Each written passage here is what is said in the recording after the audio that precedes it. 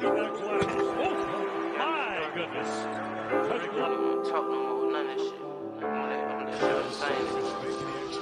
I'm gonna let you say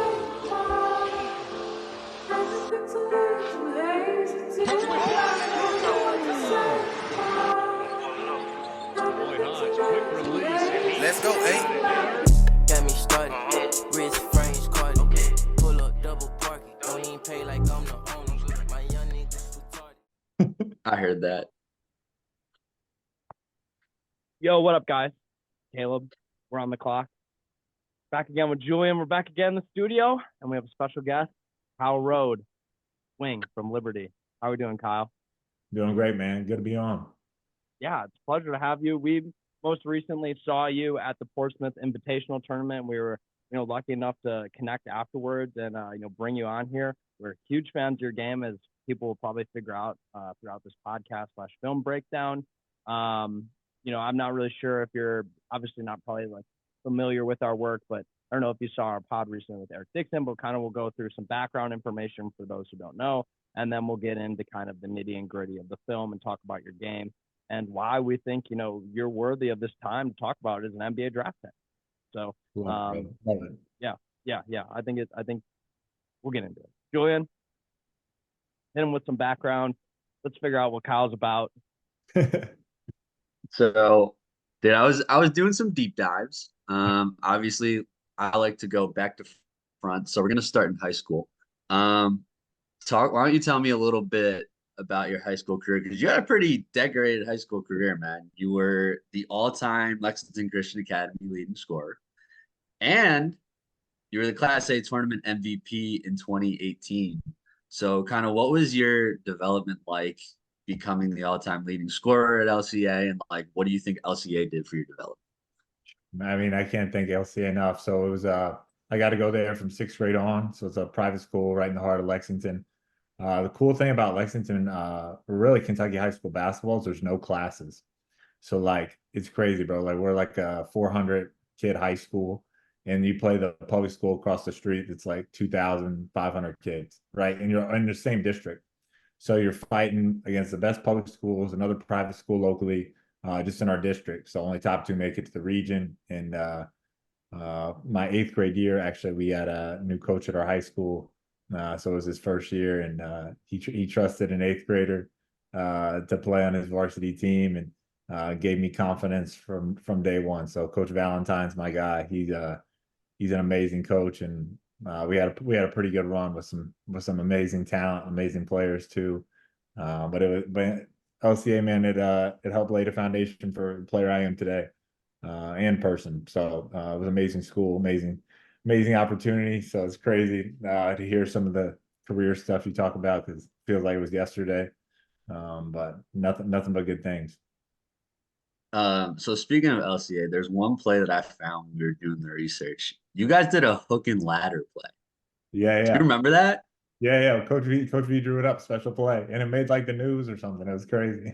Yeah. So like, how'd you guys do that in practice? And like, what was the reaction after in a game you guys basically run a football play? Yeah, I think it's something, right, that you probably just put in if you need it, right? And it's one of those things, 99% of the time you don't need it. So it was cool. We actually needed it and executed it at the right moment. And I remember like Will Hacker got a wing three out of it. So it was a big play, and it was super cool, man. So then going on, obviously, you ended up choosing Liberty. What was that recruiting process like for you?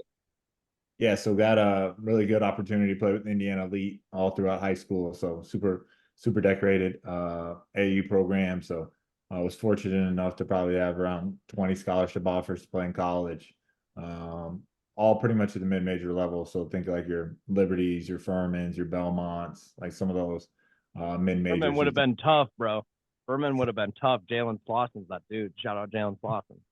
We actually got to play them this year, so I got to see Coach Ritchie this year. So he actually did an in-home visit so they were a really good program, highly respected. So got to beat them this year though in the Myrtle Beach. So that was really cool. And but no, man, I think Liberty, you get on campus at Liberty, it's hard to say no, just from their facilities, their people, the way they operate. as a high major program at the mid-major level. And Coach McKay, I genuinely think he's one of the best coaches in the country, if not the best. So you get to be around. You don't have to sacrifice anything, man. You get to pursue basketball, your faith, academics at a high level. So it was a perfect spot for me for 5 years. That's awesome. So That's I'm what we want to guessing hear. Yep. after, was it the first year at Liberty that you kind of knew like I'm staying here for as long as I'm going to be in college, or what was that like? What kind of was your thought process of like seeing all these transfer guys and being like, nah, I'm good. Well, like, so after my freshman year, there was no COVID year yet either. So like college basketball, I think completely changed like probably 2 classes after me, I'd say. So my first year, we went 30-4. We're going to be an 11 seed probably in the NCAA tournament. All my seniors on that team had just beaten Mississippi State in the year before in the tournament. So they just made a run. So like I just had to be a freshman and play my role as like 7th or 8th man. You know what I'm saying? So it was super cool experience. And something you always just envision was going to happen every single year after that, because it's like it's what happens at Liberty. You know what I'm saying? So then the next year we make it to the tournament, lose to a good Oklahoma State team, Cade, and those guys. But it was never really a thought for me to transfer, to be honest. Like I got to play with probably the best couple players in Liberty history, and always wanted to continue that legacy of the guys that left before I even played. So it was really cool just to grow in that program. And like I said, man, it was different. It was different. I feel like when I played, like now, it's even way different. Just in this off season, how it's been for our team. So, or for Liberty, I should say. I mean, So your you team, segued once a flame, always a flame. You know, once a that's how it flame, is. always never let That's the how it flame is. die. Yeah. You actually did a great job of doing my job for me and segued into my next question. Speaking of some of the best Liberty players of all time, you played with Darius for a couple of years. What was that like? So I gotta play with Darius and just see like really him evolve into the Steph Curry for us. So that was really cool, man. Like I think his selflessness and like humility, like kind of like made him the superstar he was. Like he would let you talk to him like he was anybody else, right? And but he also had the spirit of like confidence and freedom that like I've never seen somebody play basketball with. So like it was a super cool mix. And to just kind of learn and get to play alongside him and get him great looks and things like that. And he made the game so much easier for me just because a lot of times it was like don't let him shoot. So we would get better looks because of it. And no, it was really cool to see him develop, man. That's awesome, man. Another thing that I found, you actually played with a couple of guys at Portsmouth in 2018 in your junior year in that All-Star game. So for those who don't know, there was a Kentucky and Indiana All-Star game. Kyle was on that team. Jamarian Sharp was on that team. Isaiah Cozart was on that team. So did you like reconnect with those guys at all when you saw them at Portsmouth? Was it like nice to see a couple familiar faces? Oh yeah, 100%. I think what was cool is a lot of the guys, even at Portsmouth, were like kind of my class, like class of 2019. So like you said, those guys, like I played against Cozart all this time in high school, even Jamarian, like we played on that Kentucky Indiana All-Star team together. But even guys like Tyler Wall, Jameson Battle, Ray J played on the Adidas circuit. So you see guys that were on the Adidas circuit all the time too. So and you guys talk about like just games and what ifs, right? And just it was really cool to kind of reminisce in that way. And in a way, like it was kind of like AU all over again. You're at the same hotel, and so you're with each other 24/7 pretty much for 5 days. So it was a really cool experience. I love that vibe. Yeah, we saw you. There was definitely something like, in the gym you can feel like that AAU type of aspect, and I think seeing it with the high level players that all of you guys are, accomplished college players, all looking to be professionals. It made for a really awesome atmosphere, and I think a lot of that camaraderie that you're talking about is like a really cool part of just the sport in general. So I'm really glad to hear you have that experience, because I mean that type of setting is competitive too. So I'm sure there's some guys. I'm sure there were some guys there that you don't have to name at all, but we're definitely there for business and probably weren't as friendly. But that's very interesting to hear. Yeah, no, it was cool, man. Like everybody I really got to hang out with, like on the court, of course, it's gonna be business, right? But like off the court, bro, like you got to be a good guy. Like everybody's watching you at every time, so it's not like you're not gonna. Yeah, it was cool. It was really cool just to see everybody and like you said, everybody's got so distinguished college careers now that it's like, man, I remember 6 years ago in AU when like you were just trying to make it to a college, and now it's like you're trying to make it to another level, and so it's really cool to see. Nice little full circle moment, man.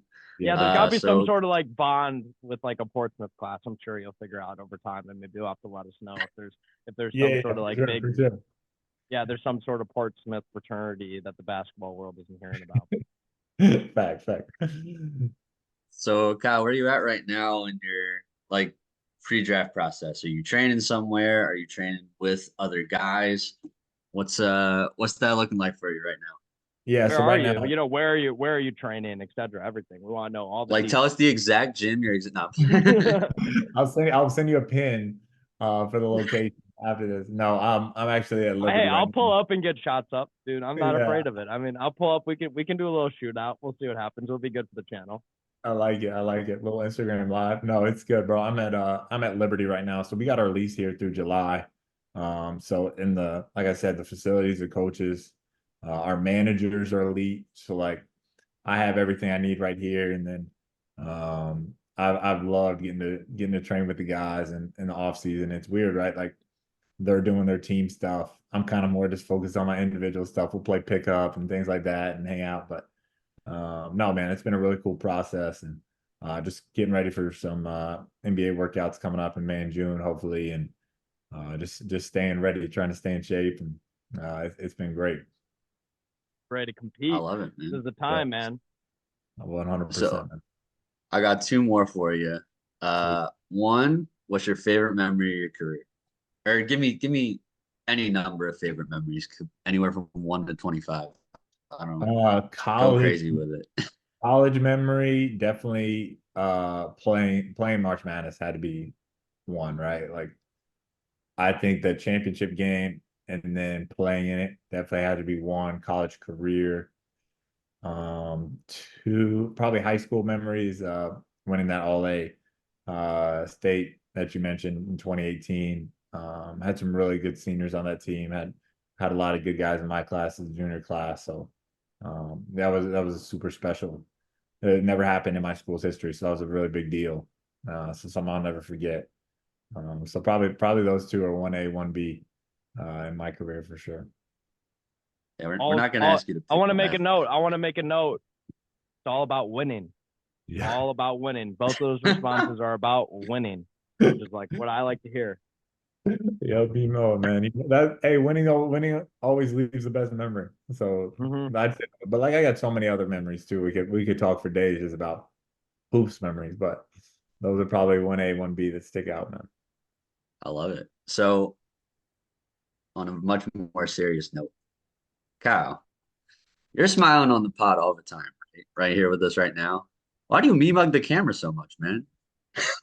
What the camera guys do to you? No, no, When no. I was No, when I was watching your film, you're always like look angry. no, it's just whatever the team needs, bro. So like sometimes they need me to like be positive, like bring some juice. Other times they need me to know like, hey, like it's business. So I think it's just whatever the vibe is. It's kind of and in games, like I'm totally different, man. Like I don't know how that works, but I feel like everybody's got a different a notch in a game or different personality sometimes in games. So it's just how it is. Oh, I hear you, and I think it's definitely like it shows in the tape, and we'll get to it. Like it shows like there's almost that switch that you're flipping where this guy is not the same player that we're seeing on the court at times. So it's Oh yeah, definitely no cool. chance. It's definitely cool to see. So now that Julian's closed up, we're going switching over to the segment that we've dubbed from the tape. Sweet. And we're gonna start off.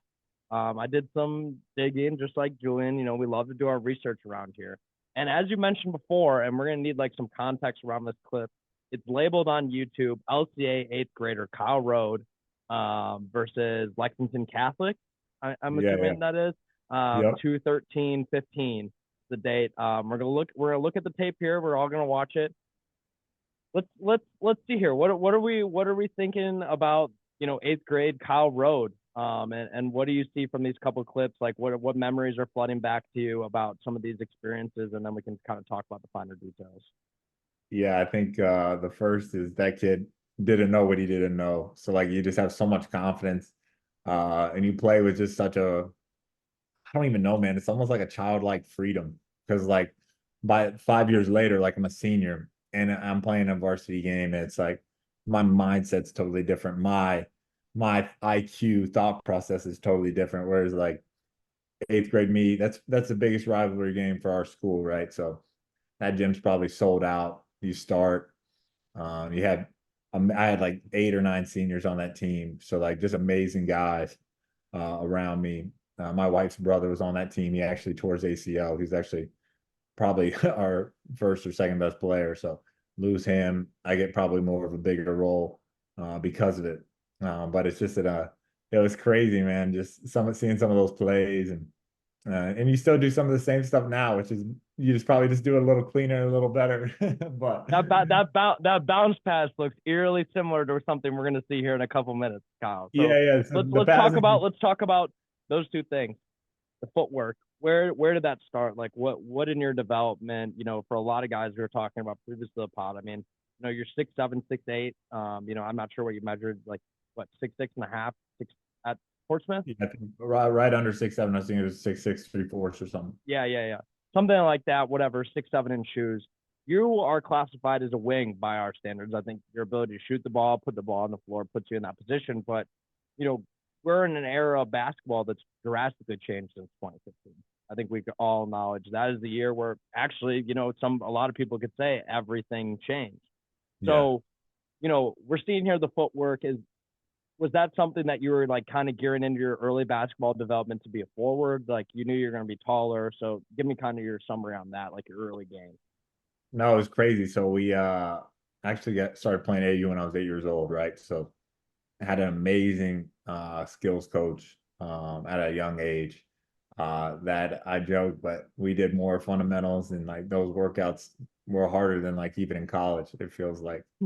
But now just from a young age, man, like drills were so important, 2, 3 nights a week, like serious guys that were serious that even now like we're playing Division 1 or playing pro. So like I was always surrounded by really high level players, really high level coaches. So from a young age, I was just drilled These are into things me. that were coming naturally through your surroundings, which I mean is the best Yeah, development, you know, that you can get is surround yourself with the best people. So, you know, it 100%. definitely shows because I mean, as we branch into, you know, the spot up clips and we start to see, you know, some of that savviness that you see in that second clip more where you make that bounce pass previous to it, you know, you always kind of have that shooter's confidence. I can kind of tell, even though you throw the pass there, you line yourself up. It's clear that you know you see the open shot. Yeah. Where did this shooting confidence come from? Obviously it's going to be a lot of shots in the gym, but when did you kind of realize? We asked this to John Lovelace, but like when did you realize that oh crap, like I can really shoot the ball. Like there's something different about the way I shoot the ball than the way that he shoots the ball. No, I think it's definitely what you said earlier, bro. I think it's just reps. Like I feel like everybody feels the most confident when they're the most prepared. So like a lot of times in games, like I'm getting the exact same reps I'm doing in practice. You know what I'm saying? So at that point, it's just a matter of if I'm gonna make or miss. And then having the confidence, like, okay, I just missed that. I'm shooting the next one. It's not gonna, you know what I'm saying? So like I just feel like that I'm to a point, especially this season, got to a point in my career where it was like, if it's a shot I rep out every day, I'm irregardless of the result, that's the shot I'm gonna take. So I think that just did a really good job of that this year, and just continue to grow in that area. We're looking at the spot ups here because I think that that's exactly where I wanted to pivot. Is we're seeing a lot of quick fire, obviously off the catch, and I think one thing that obviously we should note analytics wise, I don't like to use analytics a ton, but I think that they're awesome when they accent and highlight things that we see on the tape. Obviously, a great jump shooter. You're 90th percentile in all jump shots this year across the country. That is Division 1. 1.13 point per shot, which is really solid. 44.5% on unguarded catch and shoot threes, which is metric that I look to a lot for just, how capable of a knockdown shooter are you? If you're open, you should make it. And, Right. that 45% mark is really solid and a good spot to be at. And then 38.1% on overall catch and shoot. So another really solid mark. We want to be above that, 37.5 mark. So, you're checking boxes as, a standstill shooter. I think the thing that Julian was about to hop into and that we need to take note of, 92nd percentile on dribble jump shots at 1.09 points per shot. Where did you kind of gain this confidence of now, okay, I'm a good standstill shooter? What in your mechanics are you, doing to ensure that you're still getting that stability of your base and the comfortability of your release off the dribble? A lot of it is off one dribble, kind of letting the guy blow past you, or it's, one dribble sidestep, utilizing moving right or left with that one dribble. I like it. One dribble, simple enough.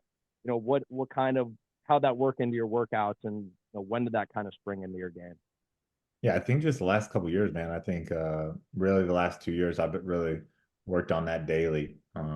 So just when they fly you off the line, like a lot of teams are nowadays, like your ability to shoot a midi jumper, yeah, that's great. But also, like, if you have the comfort to sidestep that for a three, that's even better. And especially like you said, like shooting at a high clip.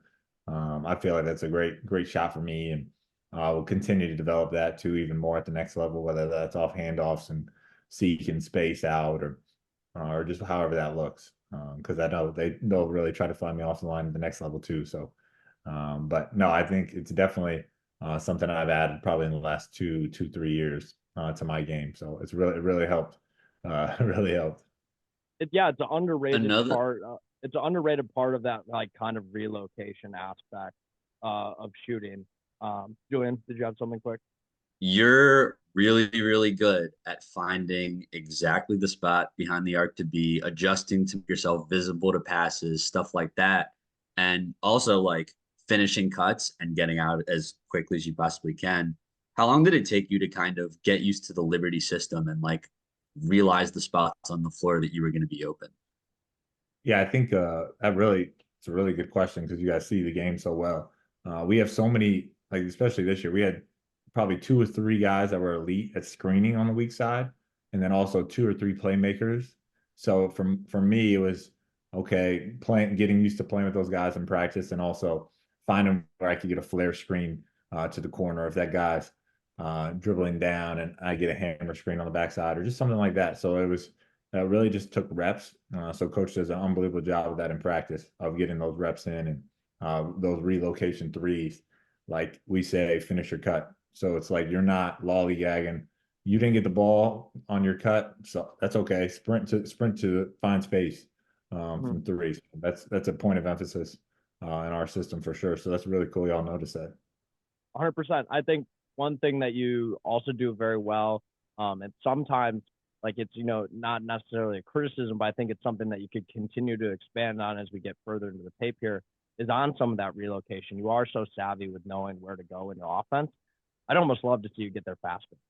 Yeah. I'd almost love to see a little bit more urgency in your movement, because I think at times, and we'll even get into some of this, where I catch you almost with happy feet. Like, I can tell you're excited to be out there, and you're amped up, and all that emotion, energy is going. Why not take that, really work on taking that excitement and, having that calming moment be when you have the balls in your hands and you can evaluate and make those quick, easy decisions, and have that time where, you're excited to go. Like, I want to find the open spot, show up even more in the tape on those relocations. That'd be like the only thing I saw from the spot ups where I'm like, come on, how you can get there. Exactly. And then that gives you more time on the catch, right? So like you, instead of like a quick release that you're having to get off, like you just bought yourself another half second just because your re-space was quicker.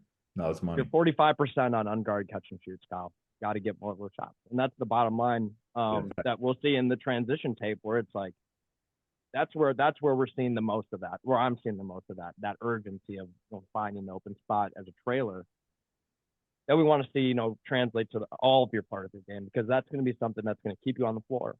It's something that showed up in Portsmouth, like, entirely. And, we'll hint here to these little things that I think showed up really, really well live that people may not get from the tape, especially once we get towards the athleticism and strength stuff. But that's something that I saw a lot of Portsmouth where you're very urgent. And I think it's maybe because of that unfamiliarity with the offense. You're definitely more playing off that, playing front foot forward on the gas, and you're trying to find those open spots and trying to find your opportunities. You got to continue to have that urgency. And at Liberty, you look comfortable, and there's no problem with being comfortable in an offense. But Yeah. at this next level, like the game is going to get more and more about you. So, Yeah. you got to find those opportunities to capitalize on them. And, that small little thing, opens up, like you said, a whole Pandora's box of opportunities where then you got later closeouts, more opportunities to attack on drives. As we look here, kind of through this tape, we'll be a little bit more structured with the next segment. But I mean, kind of the overall consensus, obviously great shooting stroke. And then some of these opportunities we're able to attack off the dribble. And, like I said, you have that patience with the ball in your hand so often that, you're able to get these good bumps in the middle of the paint, able to get, 2 feet in the paint is what we want because that's what drawing the most attention. And I think that, the skills are all there. We'll get to some of the finishing stuff that I have gripes with that, again, aligned in that happy feet type of rushing sense. But, again, the spot up stuff, it's on point and what we wanted to see. And there's like small little tweaks, again, as every basketball player can make to, unlock one of those opportunities. Julian, you got anything else on the spot ups? I know this is the part of the tape that you love the most. Yeah. I mean, are we talking about attacking closeouts in the next segment? Yeah. I just Yeah, that's what I was thinking you were going to talk about. Because okay, so a couple of questions with that. One, really cool to see that you kind of have these layers to when you get the ball and a guy's coming at you full speed, right? You've shown us, all right, like I have enough time, I can put it up. All right, I don't have enough time, pump fake one dribble, put it up. And then there's another part of your game that really interests me. You've kind of adapted to driving and hitting these little hooks, Yeah. these Yeah. little baby hooks. Yep. When did you decide to start integrating that? I think honestly, man, like that in between is was kind of like a sweet spot more like in high school, but at the same time in That's something college. from your post game that translated? Yeah, 100%, 100%. So I think in college they talk about rim twos and rhythm threes a lot, especially at Liberty. That's like 2 best shots analytically you can probably get. But also just finding comfort in like, hey, bro, like this, if I'm comfortable with this shot and shoot a good enough percentage on it, like coach is all for it. So just finding that balance of, hey, time scores, is a good shot, is it not? And part of it too is just a feel of the game. But no, that's a really good detail right there. I think that's a perfect segue because we'll talk about feel of the game. And I think this is one thing that showed up the most. And I publicly stated that my favorite play from Portsmouth was that sneaky behind the back that you had on day 4 and the 11 o'clock game. I don't know if you heard in the gym, but I mean, I was on my feet. I mean, that was what. Yeah, where did you start to bring in some of that playmaking? Obviously, we saw it in 8th grade, but where did you start to get that confidence? Kind of slinging the ball around before we get into it. Probably, honestly, growing up, loved to pass a little too much, so it was a little too unselfish. But honestly, I think it stems from like watching Kentucky, like guys like Rajon Rondo was one of my favorite players growing up, and obviously, I've always felt like I had the IQ to see the game. So at that point, it's just a matter, can you make the pass or not? Like you got to be able to see it first before you can make the pass. And then as I started to see it, was able to make passes. So I probably threw the most behind the back passes at Portsmouth last week, and luckily I didn't turn any of them over. They were all pretty. They definitely left everybody walking away being like, somebody probably that was the first time they saw you, and they left thinking you're a dime dropper, dude, and that's what you want. Yeah. So that's good, man. Yeah, we'll get into the tape here. 2.2 assist to turnover ratio. I want to preface that. So very proficient at playmaking. So when we do get into some of the gripes here, again, it's going to go along the lines of rushing and doing too much, which I mean is what we find at all levels of basketball. At all levels of being a basketball player is kind of tends to be something that can stop you from all max success all the time. But kind of with these first couple of clips, just seeing some of these stats and instincts, the first pass doesn't really go your way. But it's still that same presence of, I'm reading these angles and dumping these beautiful bounce passes off. The bounce pass has got probably your favorite pass if I'm being correct, or is it maybe besides the behind the back, but stopping Yeah, here not at like bad. the 59.63. Yeah, 100%. Bounce 100%, man. backs, Yep. kind of splitting the defense. And I think that as you go up levels, off these handoff actions, with roller, being attached is now the new trend in some of these actions. That dump off pass is going to be there, especially with increased spacing at all levels. With the increase in the shooting skill as you're going to go up. So I think that that's something that I definitely wanted to showcase is there out of the pick and roll. Um, very good, like go-to move. Just trying to make a quick pass, and then some of this stuff that I wanted to highlight as we saw here in this last clip again before the New Mexico State, the Western Kentucky, Yep. using your body on the drives. Like we talked about before, getting those 2 feet in the paint is like a really comfort spot as you've seen with some of your shorter two attempts. What about your physical development has unlocked your driving ability? And how do you think that going forward, obviously as you're maturing into your body, what things are you thinking like you can add with this strength and physicality?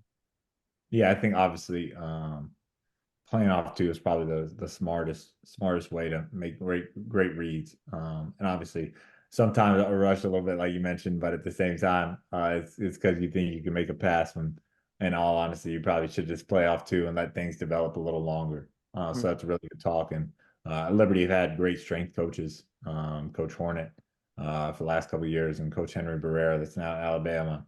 And we talk a lot about stability, that core strength piece, right? Like that's so big for basketball players, the ability to not get bumped off your line and things like that. So when you're in vulnerable like spots and not having the right driving angle, that can get you caught too. So just trying to play off on balance too, and sometimes like you said, when you rush, that's when they bump you, and then you kind of make some of those quicker passes that you shouldn't have made. So definitely something I'm focusing on and continuing to play out of handoffs and ball screens in this pre-draft process, just to have different options and whether that's scoring or making passes. Yeah, 100%. Kind of just moving back to the tape. Again, just that pass against New Mexico State is just to leave it and turn away. Awesome little show and go. Again, with like some of this patience, that was what it was. Some of this patience in these pick and roll stuff. Do you feel like playing out of an action where you have a lot of options gives you like a lot more comfortability to not have to rush? Is that something that I see a lot in your tape when you have these multiple options, you have a smaller defender, you're really able to punish like a lot of these mismatches that you're getting. Is that something that you're seeing as well? Yeah, I think so too, man. I think especially in our film study, like we're so prepared, right? So like once you get in a certain situation, like it's just like, okay, what's taken away and what's not, and you're just able to react and trust the reps you have. But it's something I love to do. I love to break down film, love to watch it, love to feel prepared. But yeah, at the same time, like once you see those matchups you like, you start to get excited and just want to make the right read. Yeah, and I think for you, something they can really hone on, like I said, is your most success in these mismatches is when you're not rushing.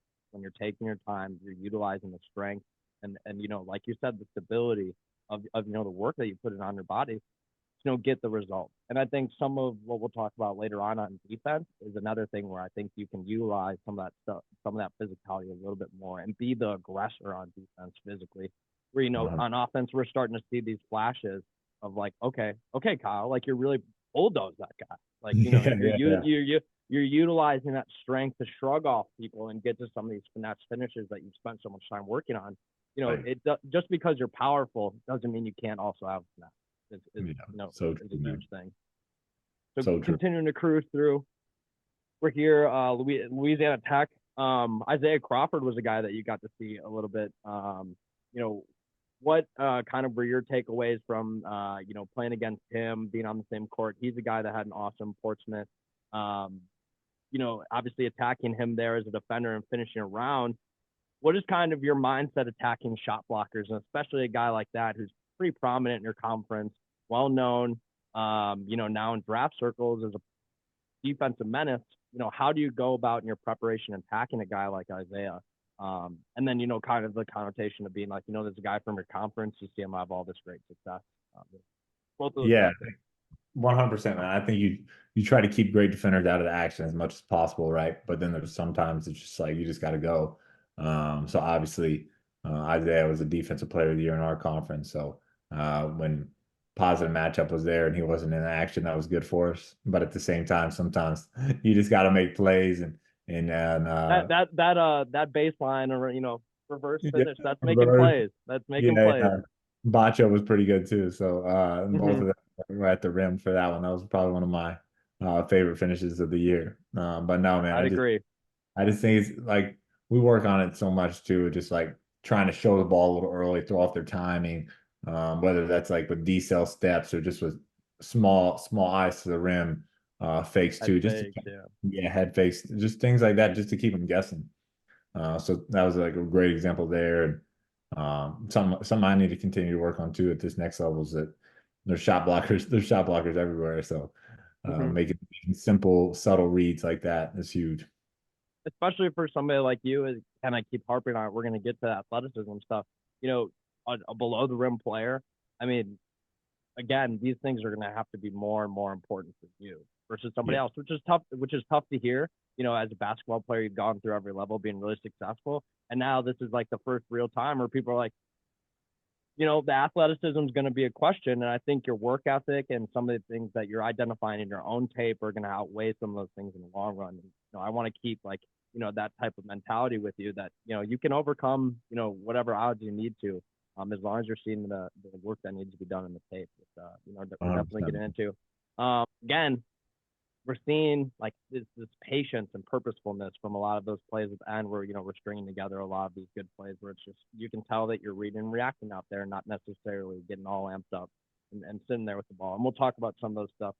I'm sure you continue to dive through the film with other people as you're going through the pre-draft process.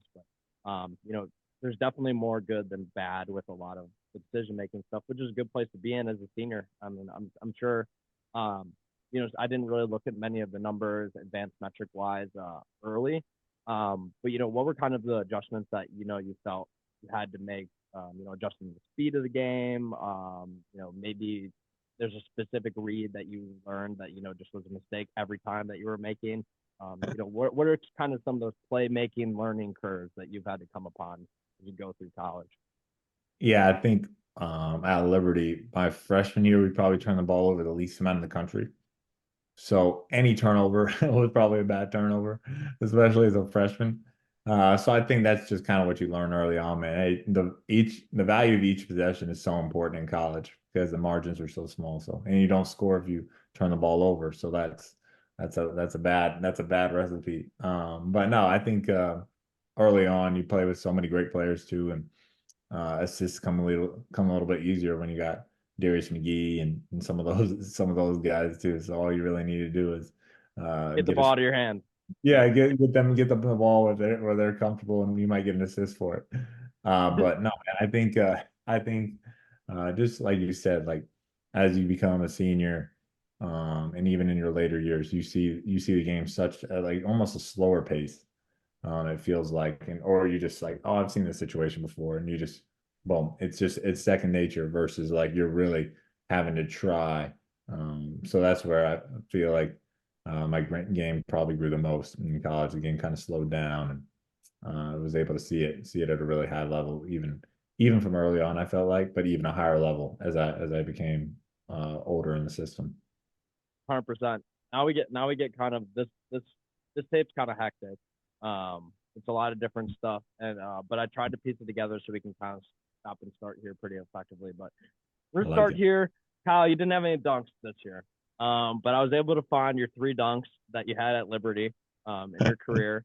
And what is something that you think that you would tell people when they tell you that just because you're not dunking that you're not an athlete? Because I would argue I think that you're an awesome athlete. And Thanks, man. maybe it's just not part of your game. What about dunking the ball just hasn't suited you or hasn't found you? Is it something you've consciously thought about ever?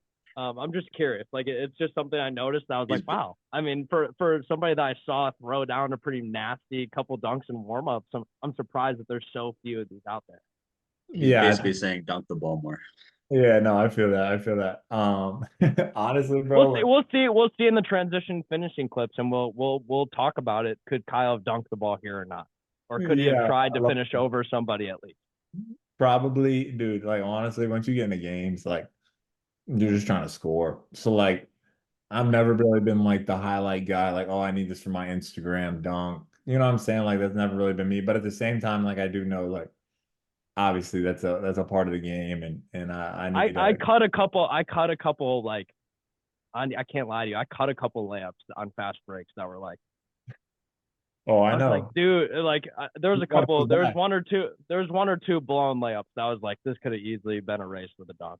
So I know. that's And just a those are the ones small that little keep you up. tidbit. I know those are the ones that keep you up at night for days. Believe me. No, But at the same time, it's like I know it's 2 points either way, but I've really worked on, like you said, like I feel like I'm a really good athlete. Vertically, maybe not the best, but even my combine numbers thought they were really solid, even from a vertical standpoint. So something I hmm can do, and I'll continue to try to show that in this pre-draft process. But yeah, Yeah, I'm definitely. basically just asking so you can tell people that you are confident that you are a good athlete. So Yeah, yeah, no, yeah, I feel great.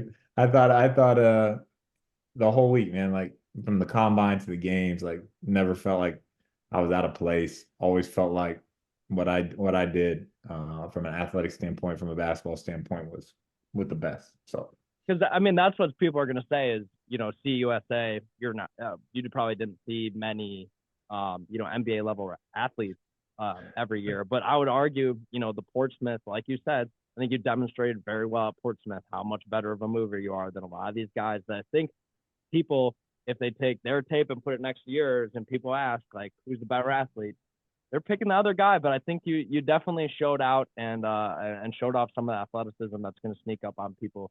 um we're gonna move on with the defense, but I appreciate you bearing with that question because I just thought it was interesting little I statistics. know, I totally understand, bro. Totally I understand. got a I got an Yeah, important go ahead. defense question to lead things off. But Can we start calling you Kyle Rodeo because you're the long arm of the law? never heard Dude, of them before. really? Yeah, yeah, never heard that one. Original. So we'll get to it in the film at some point here, I'm sure. But there's some clips here of you getting some like sneaky back tap. I like it. I like it. Yeah, man. Just like guys think they have a lane, you stick out your arm and it's the lane's no longer there anymore. Just trying to make Um, it's like time dribbles, make plays, throw off the rhythm. I think especially too, like a lot of times, like guys don't anticipate you trying to like reach. You know what I'm saying? Sometimes, so like if you can be smart about it, and most of the time you're not going to pick up a cheap foul, if you're smart. But yeah, definitely feel like I got some good instincts, good hands. Yeah, I mean, if we want to go to that, it's the FIU Liberty 7-5. Here, Yep. this like post denial, guy denies the screen, doesn't go around it, and then you just come here, just the relentlessness, and then again, like Julian's talking about here, utilizing that length and aggressiveness to kind of tap out the steal. It's just fun stuff. Has been effective. I think that's definitely where like a lot of your defensive playmaking, as I call it, kind of comes from Big where you're time. creating some of these opportunities. I think it's something that you can continue to do more and more at the next level. Because I mean, you see what happens once we get into transition, Kyle. The Got it. floor Got it. opens up, heads are turned, backs are facing you, and these are our easy shots that we want. Yep. You see just the string of three clips. You're getting out in transition, you're finding a spot, and you're urgent with it. And I think that's the number one thing that I wanted to show is like these little plucks. Those all translate to points. They're going to translate to opportunities. So keeping up that aggressiveness, like Julian was saying, utilizing that length that you have. I think is going to be a positive for you going forward and something that scouts should look at and be like, oh, plus wingspan and a good shooter. Those are two things that are going to check a lot of scouts boxes to at least get your foot in the door. As we see here, kind of continuing with this transition stuff. Wichita State, Liberty, 15. It's just, the small little, missed finishes where it's just Yeah. like, that extra little oomph of not even dunking the ball, of just like really like trying to emphasize that guy's tiny, Kyle, Yep. tiny. It's just, you got to go over him, and just, really, that was one thing that, I've worked on at 5'9". Definitely when I have mismatches, and I have a little bit of a plus wingspan, some bigger hands, so I'm comfortable with the ball in my hand. I can palm a ball, Yep. and like that can't. little, like that, just that little finger roll and that little extension. And once I really worked on that habit of understanding my shot is not going to get blocked by this little dude, and it's like so hard just getting that habit of putting your arm in so much vulnerable way and just extending. I just think you need to extend on a couple of these finishes, dude. And it's just like all of a sudden, you're exiting, a treacherous area of, 13th percentile at the rim. It's like your only gripe on your entire stat sheet, like across Yeah, the big board, time. any advanced analytics, normal metrics, whatever. That's going to be the only thing that people are going to gripe you on. And, I'm trying to find my ways where, I've identified my own game. Yep. There's like these small little things where, I got marginally better as a basketball player. I think these things show up in the margins a little bit more for you at a Yeah, little yeah, bit higher level. exactly. Yeah. Exactly. So, yeah. So, No, I I mean, totally just agree with that, man. you're working so hard to get these opportunities. Just, we can't help but want to see you continue to like survive through them. And, see here just another little, like, you're just throwing the ball up there, and it's just like, a little extension, and it's like you got Yep. great touch on all Finish these your dinner. reverse finish. Yeah, finish your dinner. So, again, we're talking about, again, just rushing slightly. So, but that's nitpicking, Kyle. These are nitpicks. So, but like I said, as you continue to add strength, these are things that you should know in yourself and be like, I'm not going to get bumped off court by this 6'2" point guard sitting underneath the basket. Because I mean, when you're in transition as a wing, when you're putting pressure and applying that pressure up on a lot of these plays where you guys are converting turnovers for Liberty, you're finding that it's not the big game transition. You're finding that for them. It's these guards Right. and these wings that you're matching up with. So it's, what's our strength that we have over these guys? It's literally our strength. And I think those are going to be something that, you're going to have to continue to develop that confidence. And, it's definitely a mentality shift, because I was the kid in AU that would have an open fast break and blow the layup completely. I mean, that was me 100%.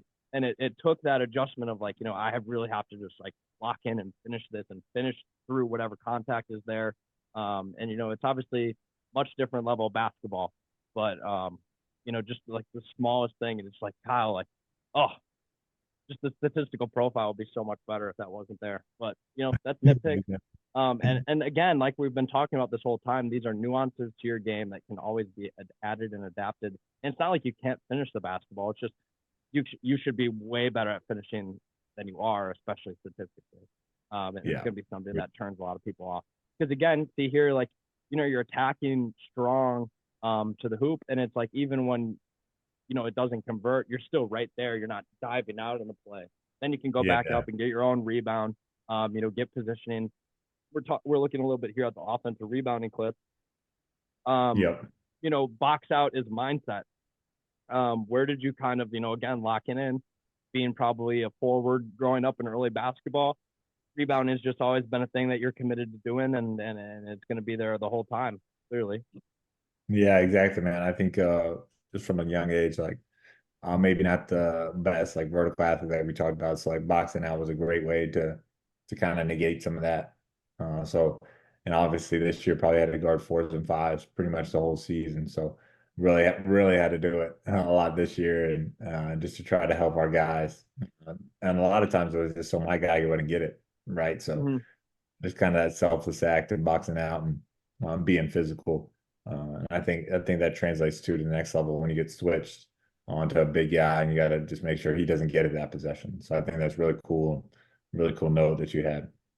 100%. I mean, it's something that is hard for me not to notice, and that should just give you an idea of the type of basketball preachers we try to be. Another thing, like I kind of hinted at before, with this physicality on offense that you utilize.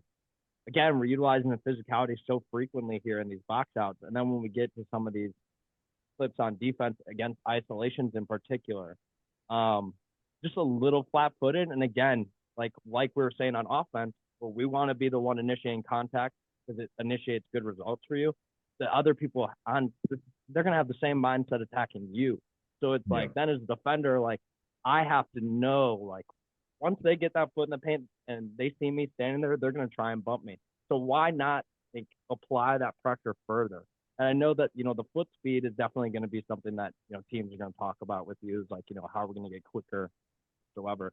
But you have long arms and you're physical, strong. Like there's no reason why you can't knock these guys off their course a little bit.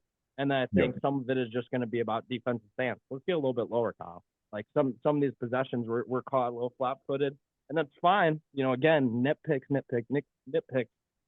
But we're in the details of this here. And when we're trying to fill in the margins on our big boards and trying to find guys that can, be UDFA priority, the nitpicks are going to be there. So, at least you're hearing it from us as we kind of wind up our tape here. At least you're hearing it from us, and we care about your game, care about you as a guy, and we only want to see you thrive. So, it's coming from a good place. Yeah, 100%, man, 100%. And it's all the same stuff I'm saying too. So it's like, how can you get that 1% better to where you have an advantage over somebody else that wants the same job? You know what I'm saying? So I think that's really good analysis. And so I think I also, like we talked about too, like did a really good job of showing some of that stuff at PIT that maybe I wasn't able to show throughout the season. So really excited too to hopefully get some of that stuff in pre-draft and some of these workouts too to show teams. I think this is perfect timing for you. Because I'll let Julian get to it in a second, but I just want to harp on this is why this is perfect timing to have these conversations, and that's why we come here with the preparedness, and that's why we're gonna gripe on you a little bit because we want you to go forward in these workouts, and we're not analytics believers, and we know that the current NBA management is not flooded with analytics believers yet. So there's a lot of people out there that are not going to go look at your 11% percentage, and they're going to go based off of what they see in those workouts. So now going forward, it's like I got a couple weeks, months before these workouts. Let's work on extending our finishes. Let's work on initiating that contact on defense instead of letting them initiate the contact. So small little things that I just think are going to pop in a workout, and like they popped at PIT. So for you to identify that these maybe were some things that showed his weaknesses a little bit at Liberty, but were strengths at Portsmouth, is a great place to be. 100%, man. Couldn't agree more. Julian? Yeah, I was just gonna ask you real quick. What were some things, because you were talking about like showing some things that you didn't get to show at Liberty. What were some of those things that you felt like you were really able to show at Portsmouth that you didn't get to show at Liberty? Yeah, I think the first one probably is just personnel, right? So like I had a bunch of 4s and 5s on my team, so I was able to play a true wing position probably most of the time and show. I mean, I was guarding 1 through 3 the majority of the week, so that was really cool. Also, I think like the shooting, like the tempo, I think was another area. Like I really had a sense of urgency, whether I was filling to the corner to space, catch and shoot threes on ball screen shakeups, transition threes, and you always want to make a couple more shots, right? But at the same time, I felt like my threes were all really good looks, and you even got a couple pull-up middies too. Yeah, a couple pull-up middies too off those. Exactly. And then, like we said, I think I went 6 for 6 from 2 one game there. So I mean, felt like I showed a bunch of different things at the rim, just in a short amount of time too. So all different finishes, couple left-handed finishes, couple reverses, a couple transition buckets. So just some of those and things. The dunks in the pregame. Yeah, and the dunks in the pregame. The rims were probably low. Disclaimer, but we'll take it. I'm just kidding. Isaac Jones put that claim out there himself. Oh, did he really? He was but him dunking every single thing, like, should have put it on notice that maybe it was a little low. Crazy. It was crazy. It was so cool having him on my team, man. But no, I think some of those things were the biggest. And then obviously just being able to play with different players, especially like all my guys were high major guys for the most part. So it's like showing that I fit in just right with them. So it was really cool.